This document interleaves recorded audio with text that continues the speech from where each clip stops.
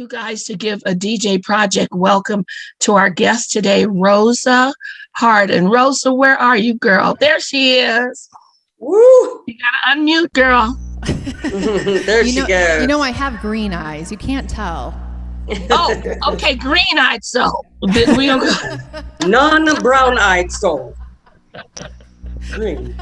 Well, you know, they say the green-eyed monster, so that's why I call it blue-eyed soul. So all right, we're gonna pretend like you have some contacts in. You know what I'm saying? We just one of my promos just called you the songstress. Songstress. Oh, the songstress. I like that because I don't use that word easily. Yes. So y'all are in for a treat. Yes, you are. You are. Yeah, even sound check has been fun working it through. And you know what? We're not even going to make you guys wait a long time before we get into this. What we would like, Sophia and I would like Rosa to do is just give you some of what she's going to be bringing you in this interview. So we're going to have her kick it off with one of her favorite and probably one of your favorite songs as well. It needs no introduction. No, it's all yours, Rosa. You'll recognize this song, y'all. Yes.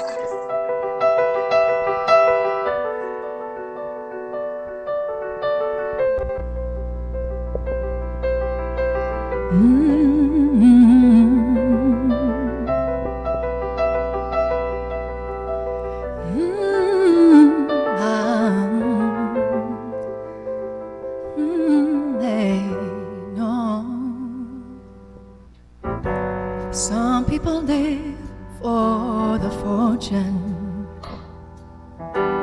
Some people live just for the fame. Some people live for the power. Some people live just to play the game. Some people think that the physical things define what's within, and I've been there before.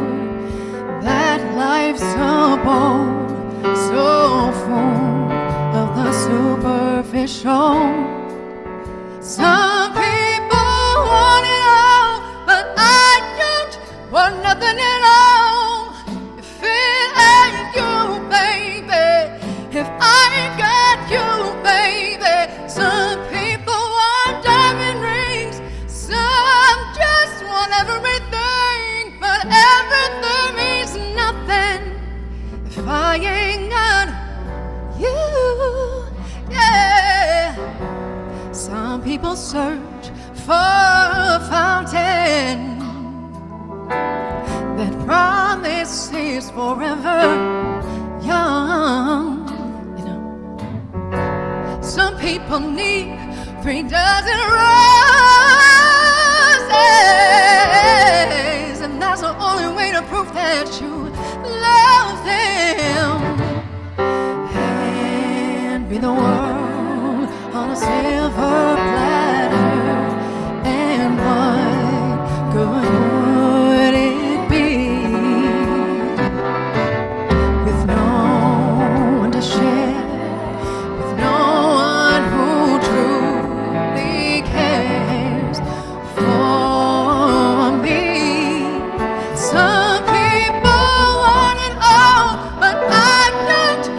Nothing at all if it ain't you,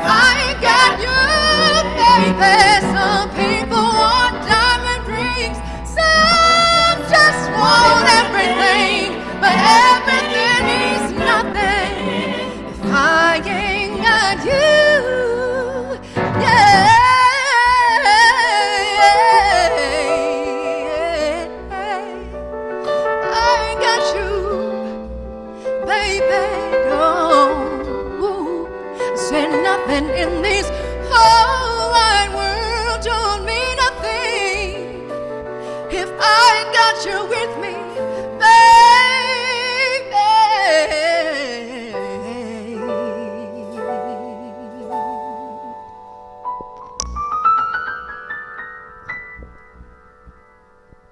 Y'all, y'all better keep showing that love. Did we tell you the truth or what?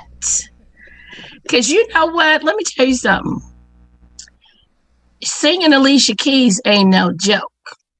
You know what I'm saying? That is no. I'm always nervous before singing Alicia Keys. No joke. So, wow. That was.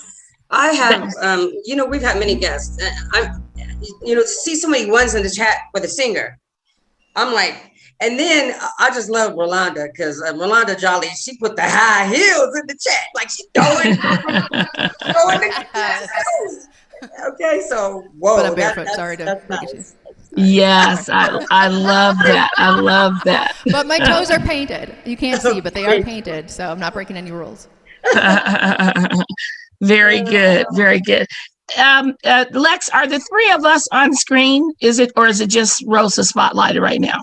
It's really Zoom been tripping, boy. Zoom is tripping. Okay, because I'm like, where are we? Where's everybody? Okay, all right, very good. As long as it's not me. Zoom, I guess, is tripping. So okay. Anyway, so Rosa, I'm really excited to have this conversation with you today. And I am going to tell you now that we are going to stay in touch after this show is over. I'm glad that our paths have crossed. But why don't you tell us a little bit about yourself? We want the DJP family to get to know you. Tell us like where you're from, where you're living now, anything you want to say about your family. Just talk to us. Yes, so I am, sorry about the buzzing. I am from Cleveland, Ohio. Okay. Born and raised. I live about an hour south of there now, but okay. I consider myself a Cleveland girl. So. Okay. Family, I have a big family with lots of sisters, and we all sing for the most part. Really? Yeah. Lots of sisters, meaning because I got 5. So what? Okay. You all mean? I have 4. Sorry. Yeah. Okay. But that's a lot of sisters. Sophia's like, I know what lots of sisters is about. It's great too, but we don't all sing. Did you all sing? Yeah. So your sister Sledge, y'all sister Sledge. Basically. Yeah. Okay. You got to get sister Sledge on next time. Do you Not all to the same extent, but. Do you all? Do you guys have the same styles, or is everybody different? Everybody kind of has their own thing, or? Yeah, no, we were all very different. My oldest sister, she's the one that does the most with singing. Okay. And so she's kind of is signed out in Seattle, but she does more rock, more like Evanescence. Okay. Kind of. Yeah. But we used to blow like that. Can you do like Bring Me to Life? Oh yeah. Oh, look how she said that. Look how she said that. Something like, please, girl. I actually know it's funny is I thought about doing My Immortal earlier, but yeah, I've kind of gone in and out of different genres, growing up. So I had my days. But my sister and I used to sing together as the sisters, and so that was one of our anything that had harmony, because she started teaching me harmony basically as soon as I could talk. She taught me harmony. So, we were in talent shows in kindergarten doing harmony, so. Really? So even Bring Me to Life we did together. We did, what songs did we do together? We used to do Boogie Woogie Bugle Boy back in the day. Anything with like a lot. Oh, no, not Boogie, I know. We did a lot of like Destiny's Child, the girl groups. Yeah, but anyways. Oh no! Now you got them requesting. Right. Oh, I'm so sorry, Jenny. We might have to stop talking and just say, just let the music play. Anyway. They like that anyway. So with that much natural talent in your family, surely like your mom or dad, whatever, picked up on it. So did they, kind of push you guys to develop it, or did you have that that self-determination on your own? No, well, my dad had the musical background. He was in bands when we were growing up. He taught my sister guitar from a very young age, and then she taught me. I kind of got passed down, kind of like clothing gets passed down to the younger ones. That's how kind of music got passed down. My sister was the oldest. But so we used to go out. It's kind of silly talking about karaoke, but we used to go out to karaoke from a very young age. I think I remember my first memory, I think was 7, going out and singing karaoke. Pat Benatar, my first song singing karaoke. Hit me with your best shot. I used to sing that all the time. I mean, I love that song. Everybody, I think, sings that. Everybody sings that song at one point.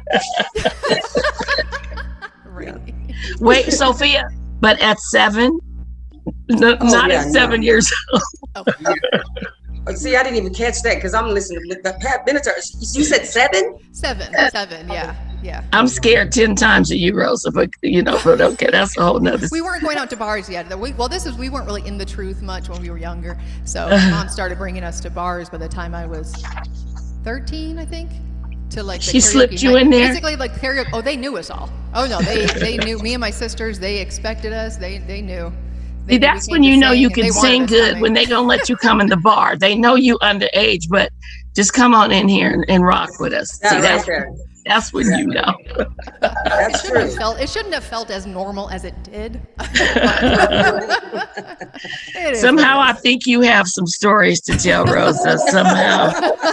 Remind me to tell you the story about me getting arrested for arson. Anyway, okay, moving on. So question. So I think you kind of answered it, but just for some clarity, you were already performing before you came into the truth, or before you were introduced to the truth, you were already performing. So how did that happen? Yeah, performing, because like I said, for us, early age, me and my sister, I totally forgot about this till just now. We sang at some friends' weddings. I remember we sang "The Lion Sleeps Tonight" at someone's wedding. Why that song? I don't know. Not "The Lion Sleeps Tonight." The Lion Sleeps Tonight. Because that was the song at one point. Everybody was singing that song. That must have been it. Yeah. Okay. And I think that was about that, like 7, 8 years old. And the 3 of us older ones, we sang it together. But so because of that, and karaoke gets you basically used to performing in front of a crowd. Yes.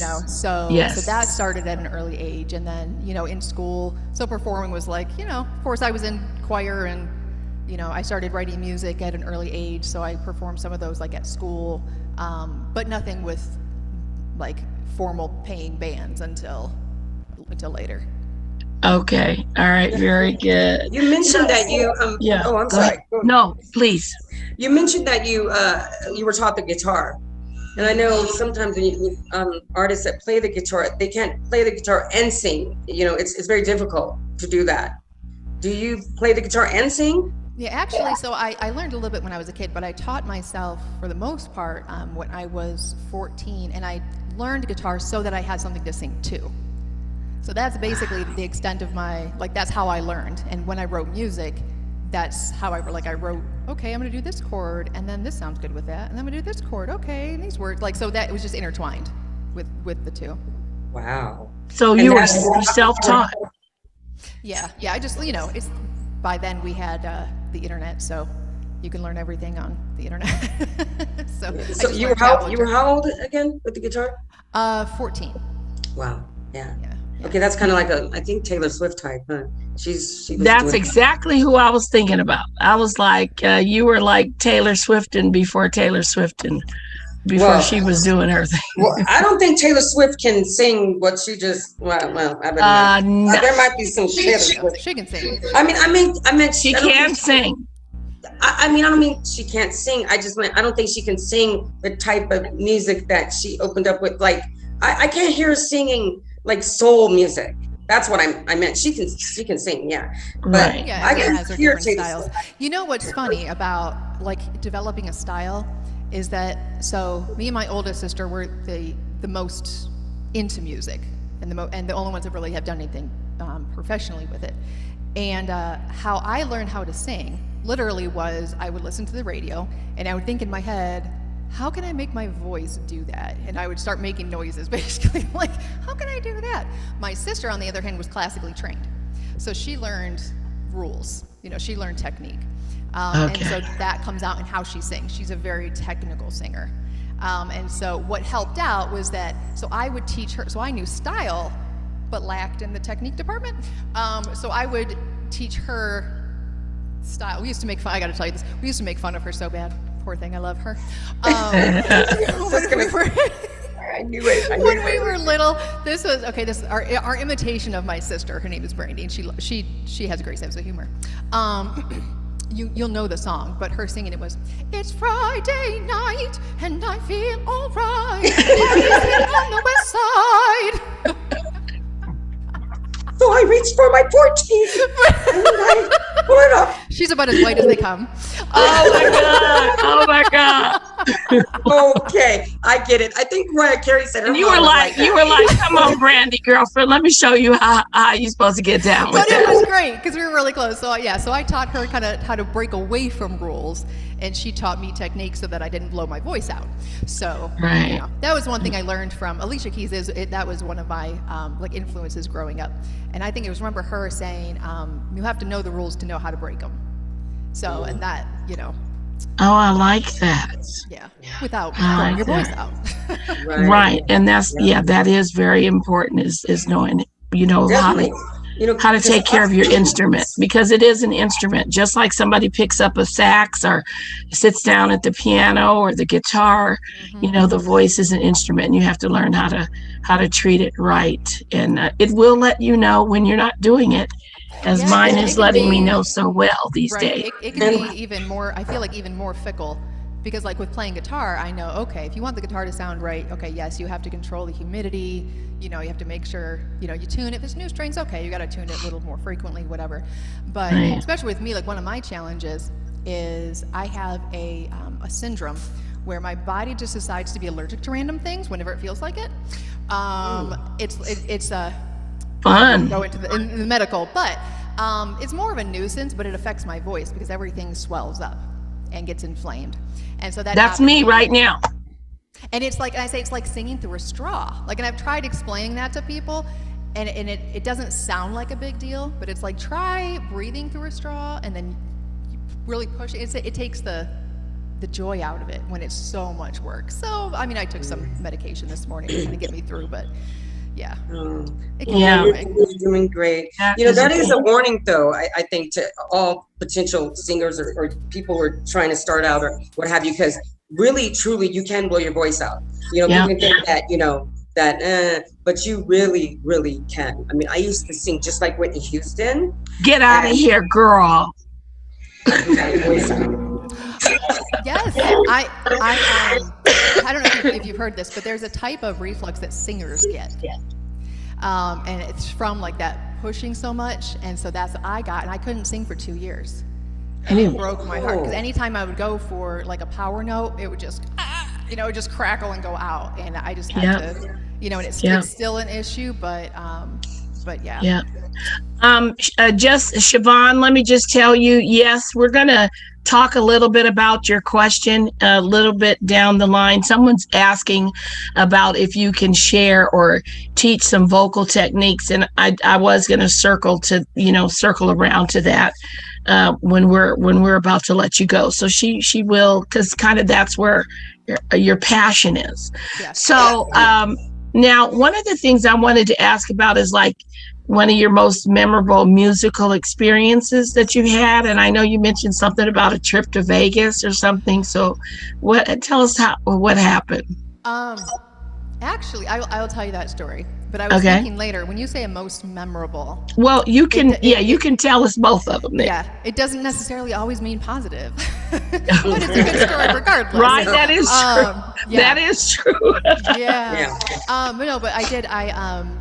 A lot of my training did come from like doing competitions, and so I won a competition, and they had the finals in Vegas, and we were, so we got, just getting the free trip to Vegas was great, but they had the show set up on the Strip. It was nationally televised, and that was an experience. But that's when I realized that the bigger the crowd is, the less nervous I am.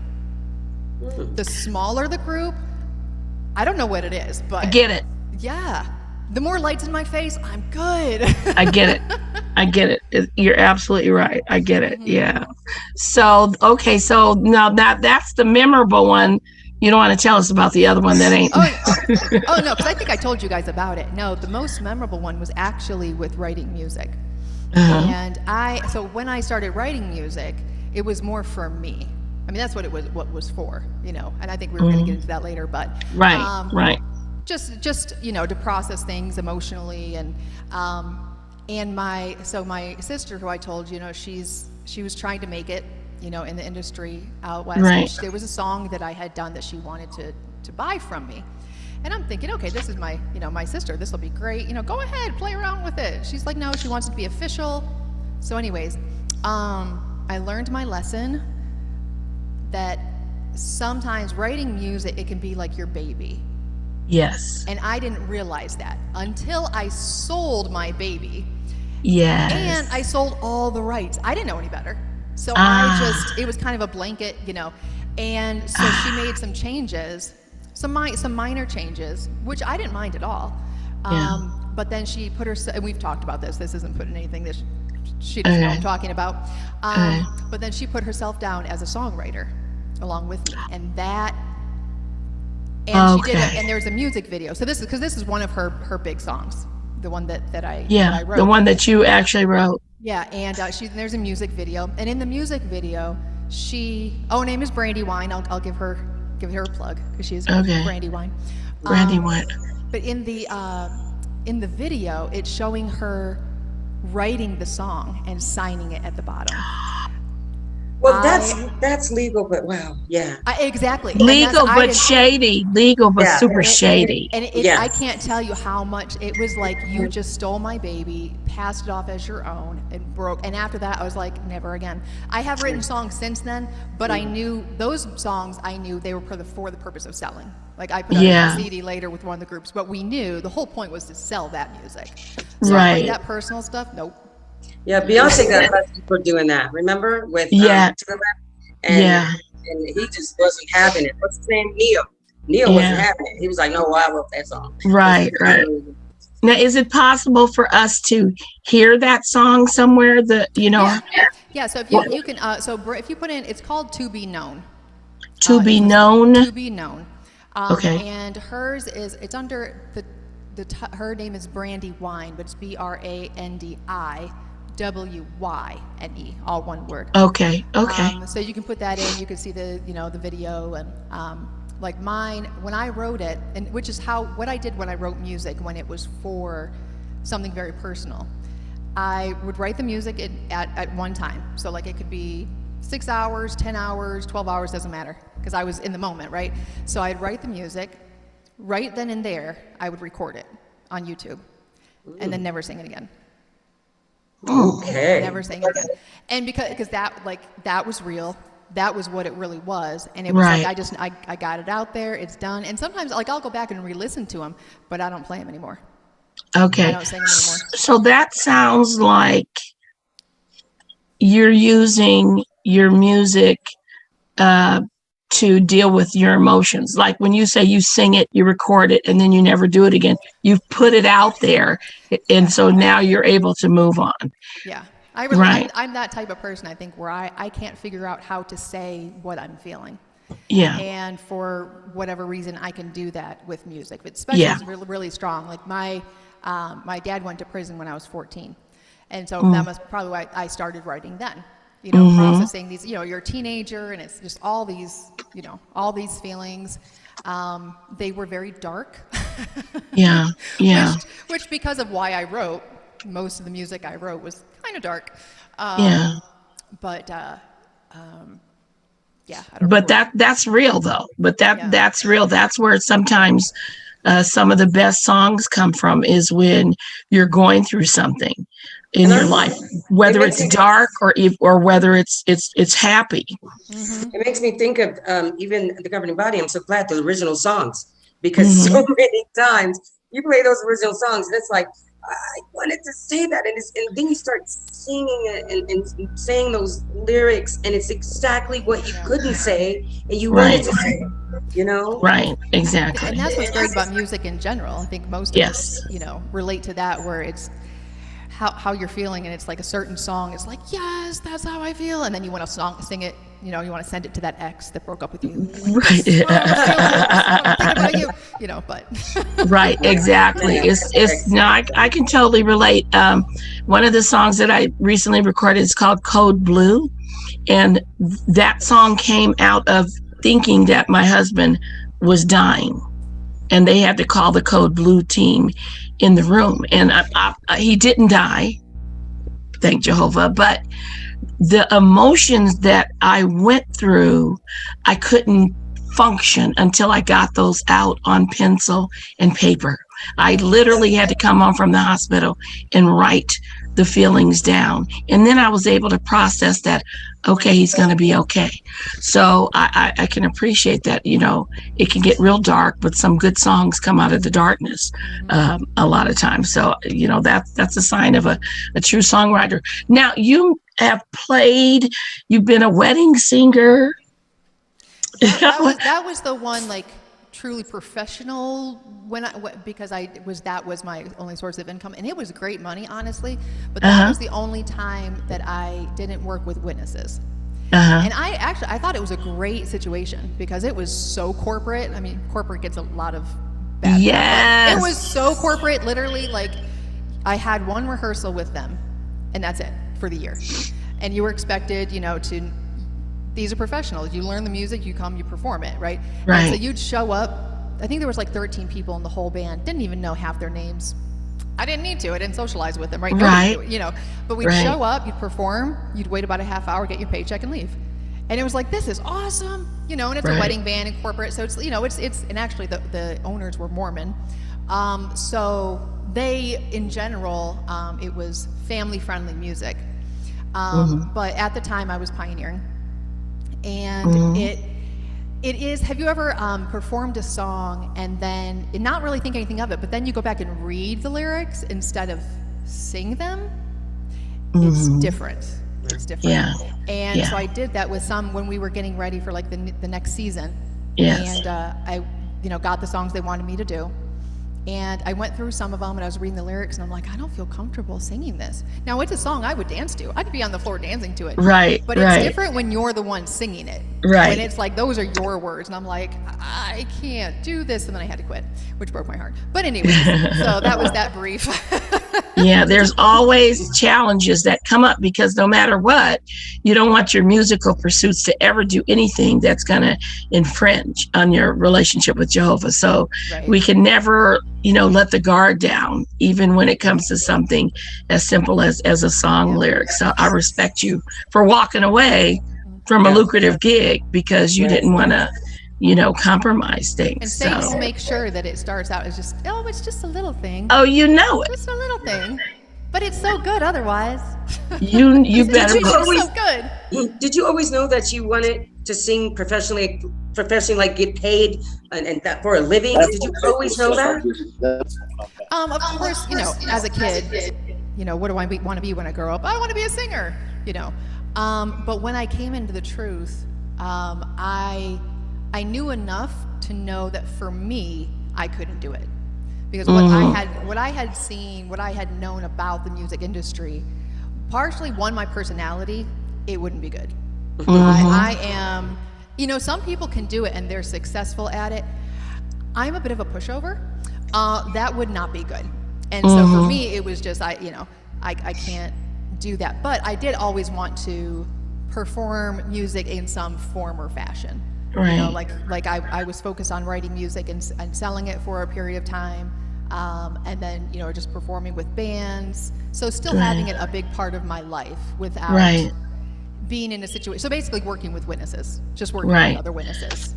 And speaking of which, now there's a band that you work with now that are brothers, right? Tell us a little bit about that. Yeah, so I've been performing with Eastbound, one word. You can check us out on Facebook, plug.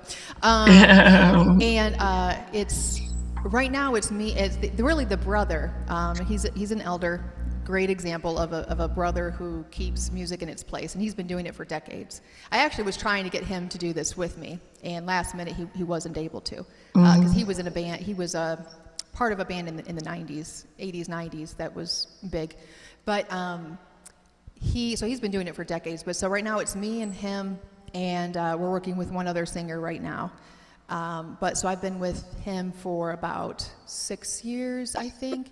And he's become my spiritual dad. Him and his wife I love to death. So it's my favorite group I've worked with. Yeah. It's the most fun. Like, I've worked with other witness groups, but there's always been drama. I don't know if I create drama or I extract drama, especially with wives. I don't know what I do, but anyways, this is like a drama-free. We just have so much fun, and that's worth it. And it's even if I'm not making as much as some other situations I could be in, I enjoy it. And actually, the one I'm sorry, you guys already know I just go off on. Start talking. You can stop me anytime. It's okay. It's all right. The wedding band. One thing that's also when I ended up having to stop singing for 2 years after that, because I didn't have a choice of what I sang, and they had me, just because you can sing high doesn't mean you should, and so they had me doing all the power ballads up high, and it was so much work that I lost the joy of singing. I didn't even enjoy it anymore, and so to not sing for 2 years was actually easy. Because it became work, it became a job, and I didn't like it. So now I actually enjoy the group. I get it. So, I get it. Well, we have really enjoyed, we're not done, y'all. We ain't done. We're just going to give Rosa a little break, get some water, get some tea, because she's going to come back and she's got some more songs to give us a little mini concert. And I've got a few more questions for her. But for right now, we're going to...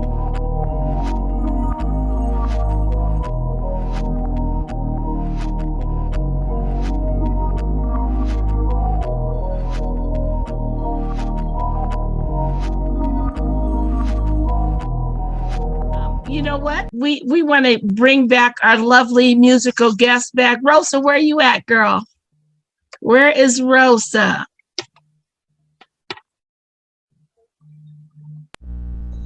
I'm here. There she be. There she be. Yeah, all right. You got a little break, got a little rest in. We ain't going to work you too hard. We just have a little more we want to talk to you about, and then we're going to turn the floor over to you. What I wanted to ask you, I have my thoughts on it, but what kind of singer would you classify yourself as? I don't know how to answer that. Yeah. You know what? I am, because I sing a lot of different genres, I am an emotional singer. I don't know if that makes any sense, but it does. So, like, when I started writing music, it was coming out like folk sounding, but it's like whatever I feel, that's what I sing. So I guess that type of music.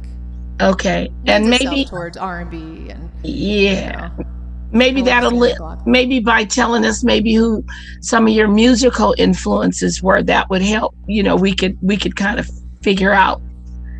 Yeah, so growing up, being a child of the 90s, Mariah Carey, Whitney Houston, and then later on, Alicia Keys. So I did have a lot of R&B and ballad style singers. Etta James, I ended up falling in love with. That was the voice I really wanted. I wanted it so bad. But also like Sarah McLachlan. That was an influence. I mean, when I was originally writing music when I was like 14. So it's a little bit of everywhere in there. Okay. So you don't necessarily have a favorite style of music. It's just like whatever you're feeling, or. Yeah, I tend towards, like, if people said my favorite movie, 90s R&B. 90s R&B is like my favorite. So style-wise, it's usually either R&B or any kind of, besides R&B, it's either the fun, well, I guess that's still kind of R&B, girl groups, anything that's fun and poppy, or something that's just emotional, very introspective kind of. I was wondering, songwriter. have you ever faced any type of like discrimination in the sense that people are like, nah, you can't sing, maybe they didn't hear you and they immediately were like, yeah, no, we can't hire her to sing R&B or what have you. Have you ever had to face that? That's a good question, girl. The only time I was thinking before I told you, I was like, I don't think so. The only time I did was the one band that I was in. I've always been in bands with, the last few have always been all black. And so then, it's all black band, and then I'm the little white girl, So. And the other band, there were gigs that I couldn't perform at because they wanted a black band. Okay. So when that comes into play, like I have had my fair share of racial issues, from some, but not in general when it comes to music. Lamona said Lady T. So are you constantly compared to like singers that, like white singers that have soul? Like Tina Marie, right? That's what I hear all the time is Tina Marie. Yeah. Oh, okay. Yeah, they didn't know what to do with her. They didn't know how to classify her. And that really kind of worked against her. That was very frustrating for her because her approach was, let me just sing, y'all. I got some good music. Quit trying to figure out where I fit in and just let me do my thing. So that ended up being an obstacle that she constantly had to deal with. So, I don't know. Does anybody else remember this? I remember because of Rick James. He introduced her. So she was on the radio, and Rick James. So you're not even thinking. Right. And I remember remember the warehouse? Oh, girl, please, yes, girl. I remember going to the warehouse, picking up that album. Right. And all it had was this like a scene of an ocean or whatever in the front. So I'm all like, and then I think I saw her on Soul Train, and I was like, yeah. They didn't even want to put her on the album because they were scared. But the soul is soul is soul. You know what I mean? So people need to quit trying to just strictly restrict it. Put a color on it. Or put a color on it. Because on music. Yeah, soul is soul is soul. So that's part of some of the, maybe personal obstacles that you had to come. Now, let me ask you a question. And I, how big a part of your life is music? How would you answer that? That is my therapy. So it has to be.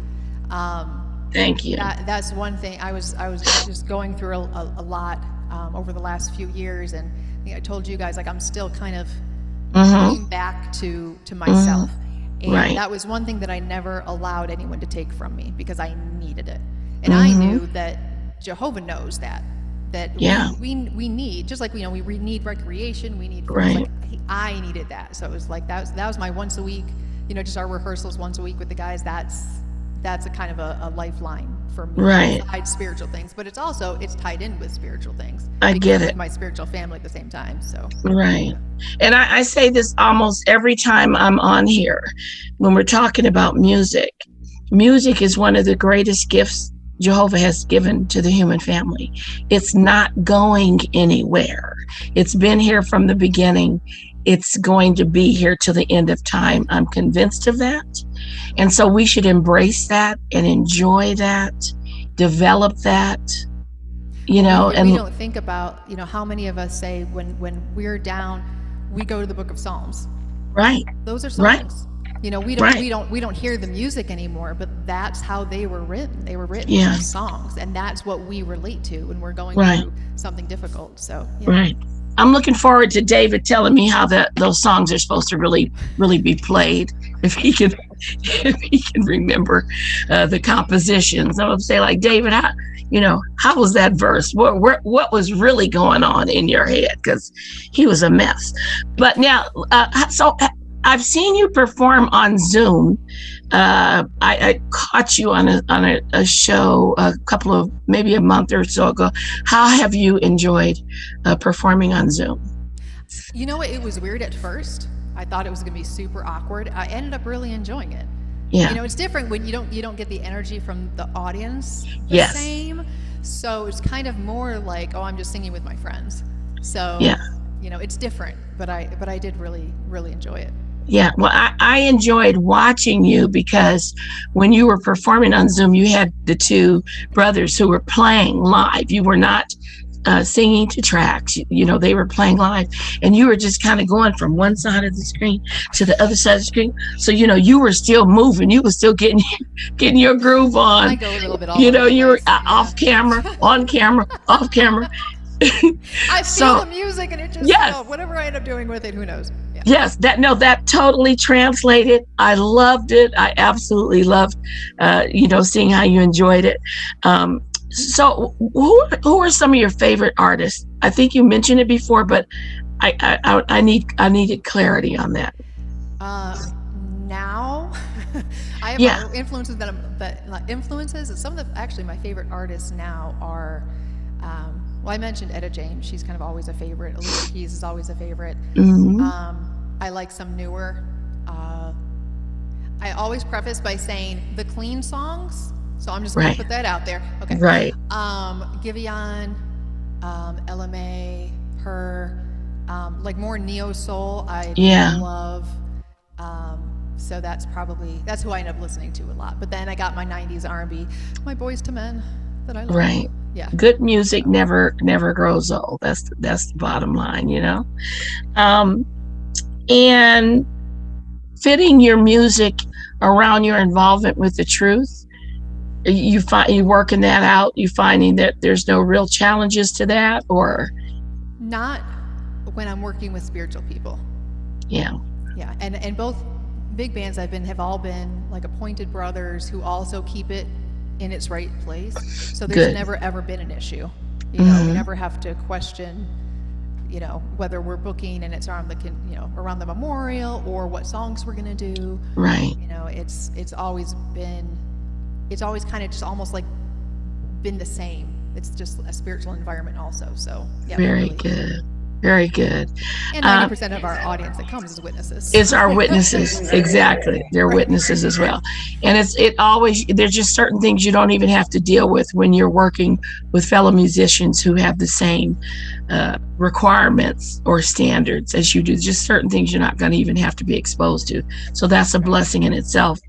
Well, I think that we've talked enough. I want this audience to enjoy this little mini concert that you are prepared to give us. In fact, Sophia, I don't know if you were on yet, but she made a little change that I think you'll like to one of the songs that she's going to sing.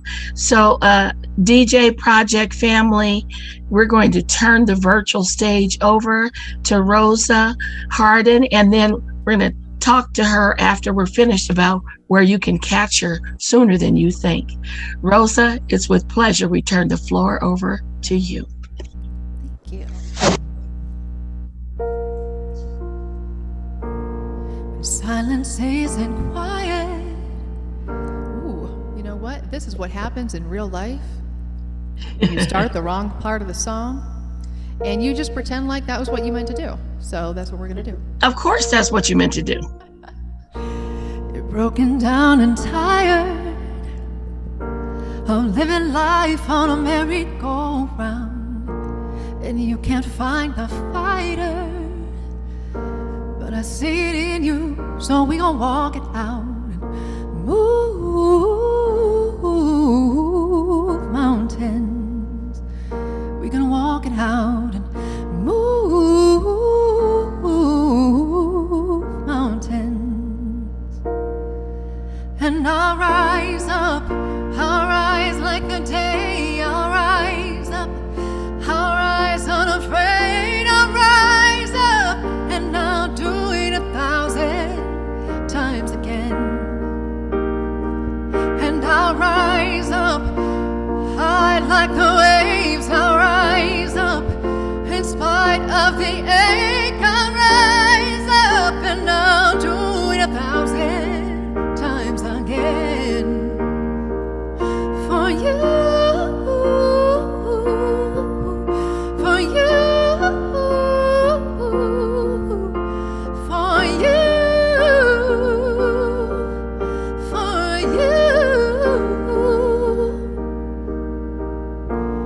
the silence isn't quiet, and it feels like it's getting hard to breathe.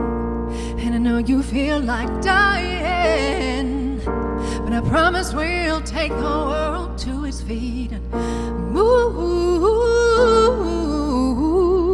mountains. We'll take it to its feet and move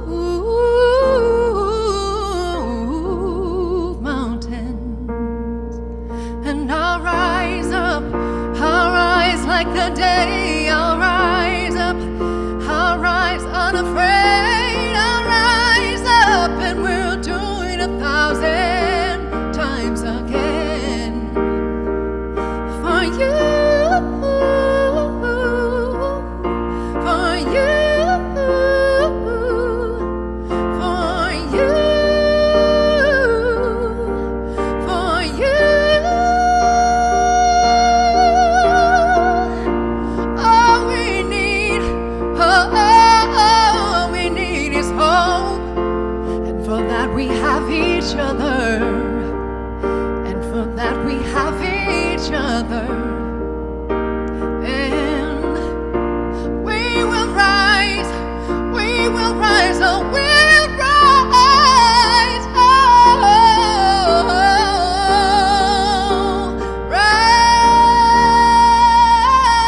rise, and we'll rise up, high like the waves, we'll rise up, in spite of the ache, I will rise 1,000 times again. And we'll rise up, high like the day, we'll rise up, in spite of the ache, we'll rise up, and we'll do it 1,000 times again. For you, for you,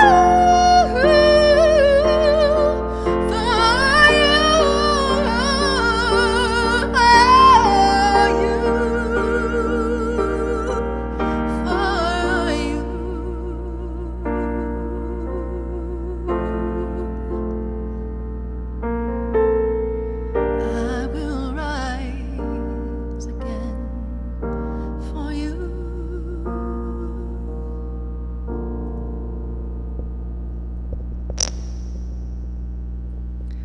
Thank you. So I'm just going to move on to the next one. Absolutely beautiful. Thank you. So this next one, one of my favorite people, the one a voice I wanted to have and never had, but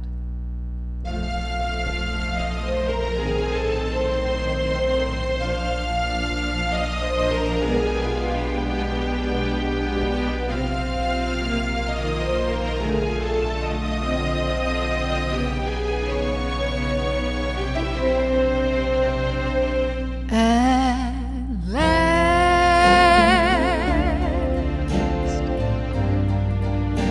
my love has come along.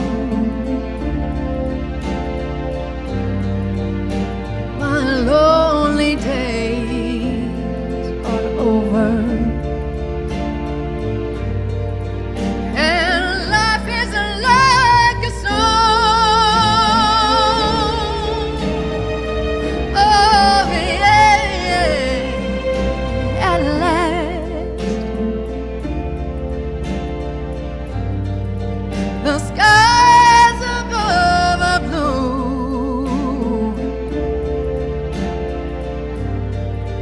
My heart was wrapped up in clover.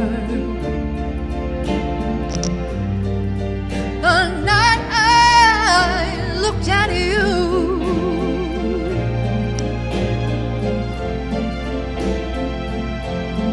I found a dream that I could speak to, a dream that I can call my own. I found a thrill to press my cheek to, a thrill that I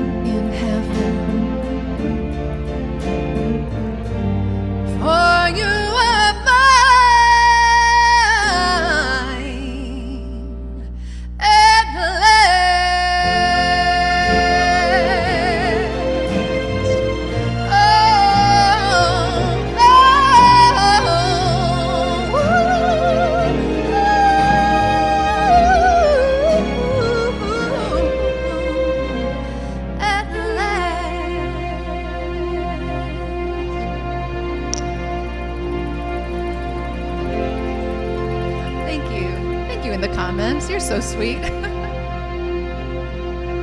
That is one of those classic songs. That was every wedding we ever did had to do At Last. So I got a lot of practice doing that. But so this next song, this is the song that got me to Vegas. I haven't actually done it in a number of years, but we're gonna do it anyways, because why not? That's why. So most of you probably know this song too. Let me get a sip of water before I start this, because it's gonna need it. Okay.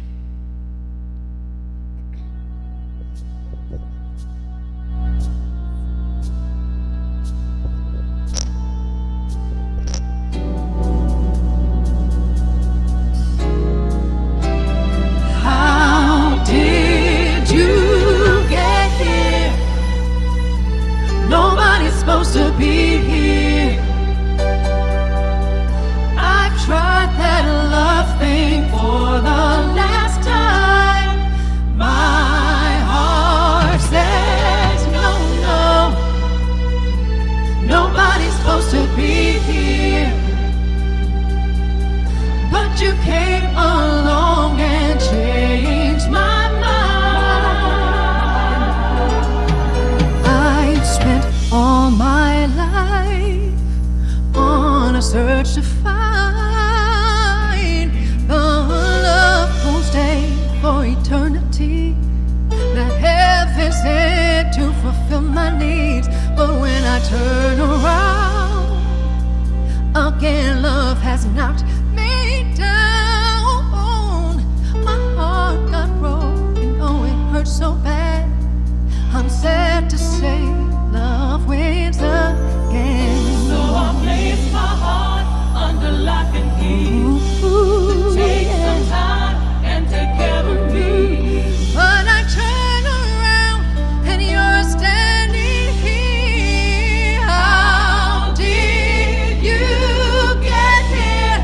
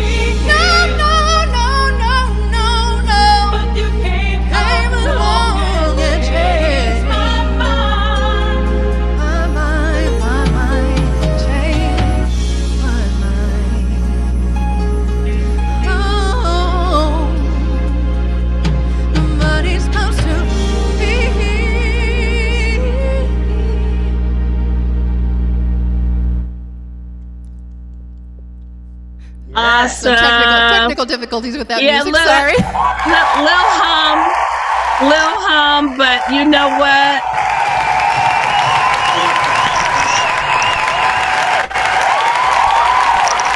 Yeah.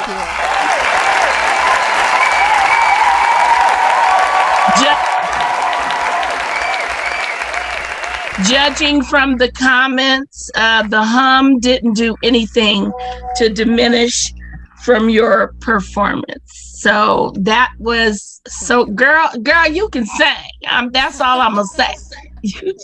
You can straight up sing, and you did not sing easy songs either. That's the other killer.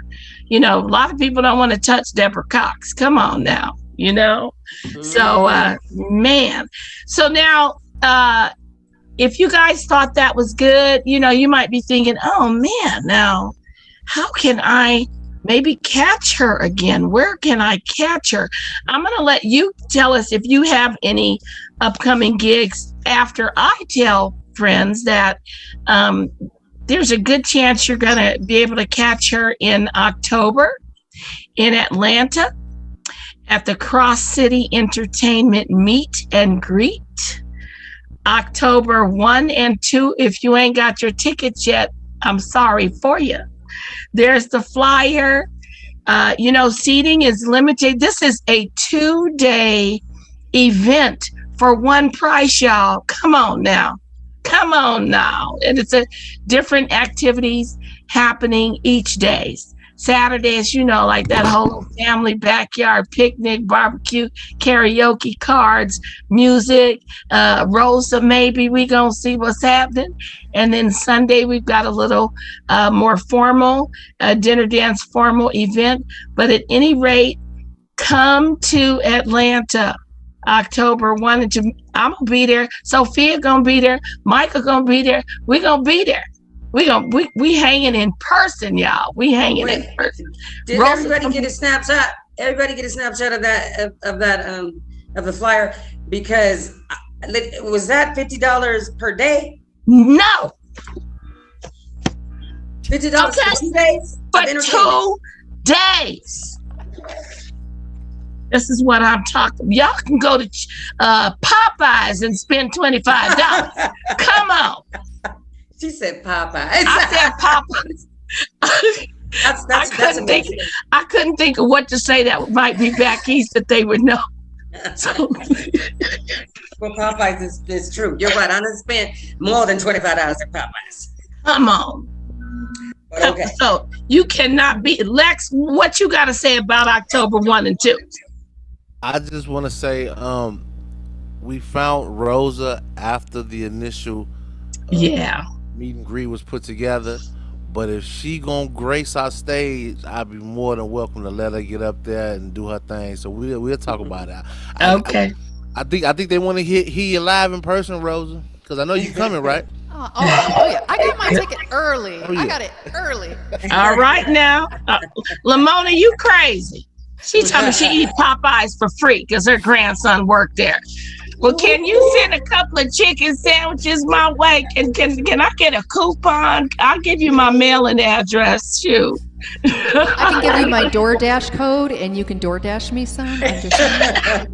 Exactly. That part. Hey, she can cater the meet and greet. We eat Popeyes. Come on now. Okay, Lamona, we not playing with you. Can we get the picture up one more time? I believe they're asking. They want to snapshot it. Put the picture up one more time, Lex. And and also 2 days, $50 for 2 days. I'm sitting here looking at it thinking, okay, 2 days of entertainment and food. Two. All right. So y'all take a picture of that.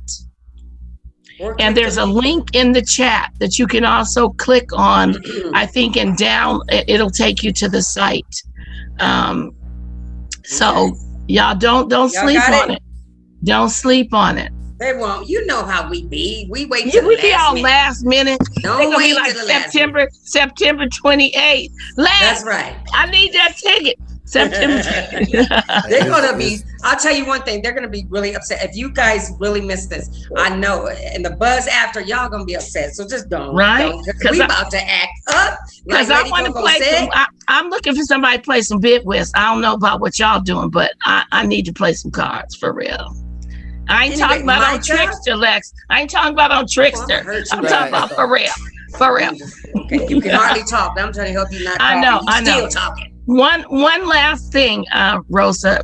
I mentioned to Siobhan, I mentioned to Siobhan earlier about she wanted like a vocal tip or, something that you could give for a tip or an exercise. So before we let you go, could you just give us a little quickie on something you do to kind of. Sure, but I will also use that to plug myself. So I am working well, as a vocal coach. that was going to be the segue, girl. I was trying to set it up for you. That is what I discovered during COVID. Was started doing vocal coaching online, and I absolutely fell in love with it. I had people, try asking me, oh, can you teach, singing? I suck at it. But I discovered vocal coaching. I absolutely love. So I do that, and. So I can tell you one thing. I'll give you a quick warm-up exercise that is amazing. Awesome. Because there's usually so much tension, like we hold in our bodies, and especially me when I get nervous, I'm like, I'm like this. Mm-hmm. And so just starting off with, first of all, doing yawns. We know how to yawn, and you can actually make yourself just like, doing that a few times starts relaxing you. Doing some tension and release, like holding your shoulders up really, really, really hard for and then just dropping them. Doing the Suave hair commercial, and then you do lip rolls with it, and it just doing things like that trains your body to sing while relaxed, because you can't be tense when you're doing this. Yes, no. Right. Right. If you're doing this and you're going, you can't, Right. Lip rolls are I think you also need a haircut like you have to make that work too. But anyway, that's okay. You need the long locks. But anyways, okay. But I have lots of tips and tricks and yeah. So what we want you to do, and no, Sean, she cannot help you be better. Some things can't be helped. Anyway, so in the chat, please put several times how someone can get in touch with you if they might want to become one of your students and get some vocal coaching done. Please put it in the chat how to get in touch with Rosa, and she'll be happy to respond to you. And I'm looking forward to getting a hug for real in person, skin to skin, in a few months. DJ Project family, show some love. Show some love. For my band too. Say, Rose? I was like, yes. Can I put a plug? Okay, so my band, if you check us out on Facebook, it's Eastbound Band Cleveland. Eastbound is one word. Band Cleveland. You can check us out on Facebook, and you can always check me out, Rosa Danielle Hardin. You can always get to me on Facebook too, that way. But we have all our dates and video clips and all of that. So there's my plug. I'm good. Okay, do you have anything that's on YouTube? On YouTube, I have just under my own personal page. Okay. I'm really bad at technology, so I'm doing good for Facebook. Having a Facebook page. The Facebook will probably direct you to where the YouTube is, right? They'll have some links. Yeah. Okay. Yeah. All right. And it has the links and show dates and all that. Yep. Great. Okay, very good. Now I'll say it. DJ family, let's give it up and show Rosa some DJP love, y'all. Come on now. DJ Project love. Woo! Show her some. I just sent you a friend request, Rosa. Show her some love. Show her some love. We have enjoyed. We have enjoyed our time with you today. It's really.